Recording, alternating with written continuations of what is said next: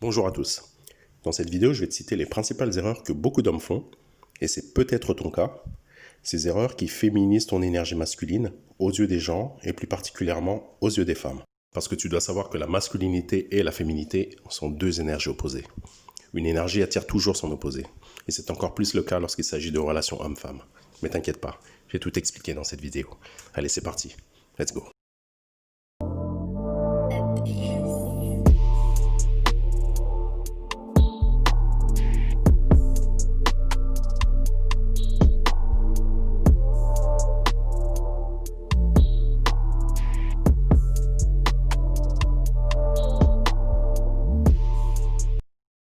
La masculinité. Elle est présente naturellement en chacun de nous, plus ou moins. Mais depuis quelque temps, notre société occidentale veut nous faire accepter et nous faire croire que celle-ci est toxique, qu'elle serait dangereuse, que la virilité serait une menace pour la femme. Pas la femme de la campagne, qui connaît personnellement tous les hommes de son village, mais la femme citadine, qui soi-disant ne pourrait pas mettre un pied dehors sans se faire emmerder au moins une fois dans la journée. Et le problème dans tout ça, c'est que certains hommes adhèrent à cette dictature féministe et en acceptent les règles. Et si vous voulez connaître mon avis concernant ces hommes-là, honnêtement, ils me font plus de peine qu'autre chose. Ça fait peine à voir. Autant d'efforts pour si peu de validation en retour, c'est juste pathétique. Non seulement c'est pathétique, mais c'est aussi contre-productif. En tant qu'homme, ton énergie masculine est ta plus grande force. Parce qu'elle te permet à la fois d'être respecté par les autres hommes et admiré par les femmes. Et d'ailleurs, que fait chaque femme à chaque fois qu'elle est dans une relation? Elle teste son homme. Pas par plaisir, mais pour jauger son énergie masculine. Parce que c'est cette énergie qui va lui permettre de savoir si l'homme est compatible avec son énergie à elle.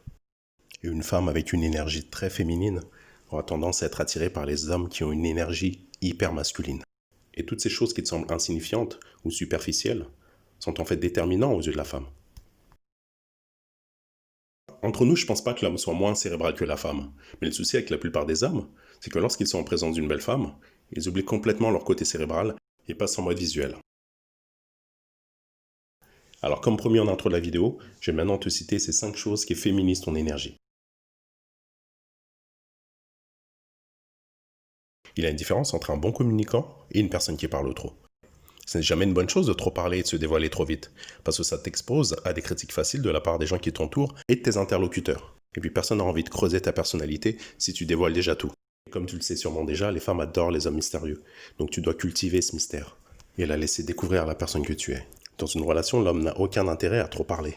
En fait, le secret, c'est que tu dois démontrer 80% et ne dire que 20%. Et surtout, toujours rester maître de tes émotions. Plus d'une fois, j'ai constaté qu'à chaque fois que tu donnais l'opportunité à une femme de prendre une décision, elle demandait l'avis d'un homme. Et tu veux savoir pourquoi? Parce que les femmes ne sont pas des leaders nés. Le leader, c'est toi. Prenons un exemple simple. Admettons que tu veuilles emmener ta femme ou ta copine au restaurant et que tu lui demandes dans quel restaurant elle aimerait manger. Et 9 fois sur 10, elle va te retourner la question. En tant qu'homme, c'est ton rôle de prendre le lead. Et c'est à toi de décider où tu l'emmènes manger, et pas l'inverse. Te laissant la responsabilité de choisir le restaurant dans lequel vous allez dîner, elle te redonne le lead. Et pour une femme, un homme qui ne sait pas prendre une décision, c'est un homme qui ne sait pas où il va dans sa vie. Et un homme qui ne sait pas où il va dans sa vie a de grandes chances d'aller nulle part.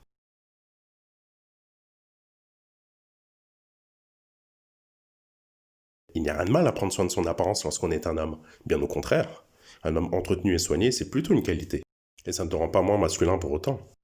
Mais là où ton énergie et ton image se féminisent, c'est lorsque tu accordes plus d'importance et plus de temps à ton apparence qu'une femme. Mais également toutes ces petites choses que tu fais sans même t'en rendre compte au quotidien, comme te regarder dans la glace plusieurs fois par jour, réajuster tes vêtements, tes cheveux.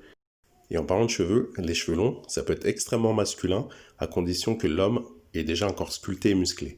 T'imagines toi Aquaman avec le corps d'une crevette? Non, hein? Et si tu fais partie de ces hommes qui s'épilent le corps intégralement, sache que ça fait extrêmement féminin, voire métrosexuel. Donc le secret, c'est de rester élégant et soigné, en donnant l'impression que tout est naturel et sans effort. On a tous ce besoin naturel d'être aimé et apprécié, mais certains plus que d'autres. Et c'est là où est le problème. Parce que pour beaucoup d'hommes, séduire veut dire s'effacer au profit des désirs de la femme. Mais ce que beaucoup d'hommes n'ont pas compris, c'est que la femme déteste être mise sur un piédestal. En fait, mettre une femme sur un piédestal, c'est le meilleur moyen de tuer l'attirance qu'elle a pour toi. Parce qu'il faut que tu saches qu'une femme n'a aucun problème à rejeter ou friendzoner des hommes qu'elle n'estime pas suffisamment masculins et virils. Et si tu t'es toujours demandé pourquoi les femmes préféraient les mauvais garçons aux gentils garçons, eh bien la réponse est simple.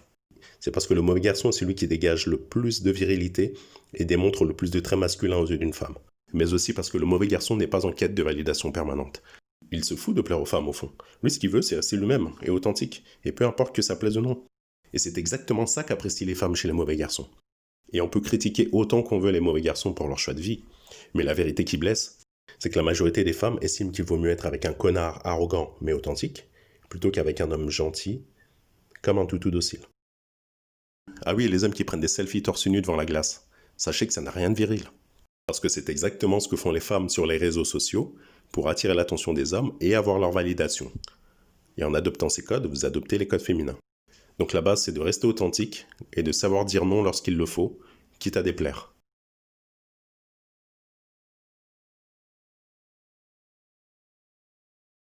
Comme tu le sais sûrement déjà, 70% de notre communication est non verbale. Lorsque tu te présentes pour un entretien d'embauche ou au guichet de poste, l'image que tu renvoies te précède avant même que tu n'aies ouvert la bouche. Et dis-toi que c'est exactement la même chose lorsque tu rencontres une femme pour la première fois. Parce qu'une femme prête attention à tous les détails de ton comportement et ta gestuelle. Comme ta façon de marcher, ta façon de parler, ta façon de bouger en général, ta façon de tenir debout assis et même ta façon de danser. Parce que tous ces détails sont des informations et des indicateurs aux yeux de la femme pour juger ton énergie masculine. Parce qu'en observant le comportement et la gestuelle d'un homme, on peut savoir immédiatement s'il est alpha ou non. Et le meilleur moyen pour toi de savoir si tu es un alpha ou non, eh bien observe le comportement des femmes en ta présence. Est-ce que tu sens qu'elles te regardent discrètement du coin de l'œil, ou bien qu'elles t'ignorent complètement?